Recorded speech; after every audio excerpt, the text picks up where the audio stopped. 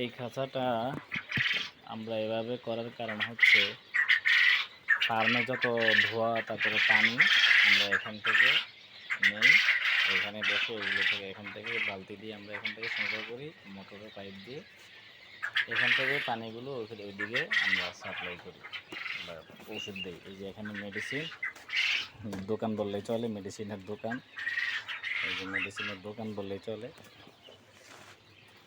তো এখানে খাঁচাগুলো এভাবে দেওয়ার কারণ হচ্ছে এটা। আর নিচের ময়লা সিস্টেমটা হচ্ছে এই খাঁচা চতুর্দিকে আমরা দিয়ে দিছি, এই 2 ইঞ্চি করে আমরা মানে বিট বানিয়ে দিছি।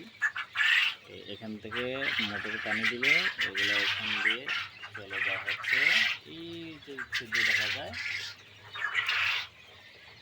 এই যে ছিদ্র দেখা যায় পাইপের ছিদ্র, এখান দিয়ে ময়লাটা পানি সহ বের হয়ে যায়। এটা সুবিধাও অনেক, দুর্গন্ধ নাই, টোটালি নাই। আমি এখানে বসে আছি, এখানে কোনো দুর্গন্ধ নাই, আমার ফার্মে পুরো ফার্মে কোনো দুর্গন্ধ নাই।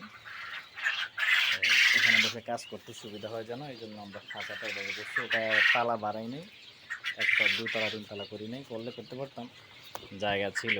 এটা উঁচা রাখছি একটু, যাতে ধরতেও সুবিধা হয় আর হচ্ছে আমরা পরিষ্কারটা করতে সুবিধা হয়।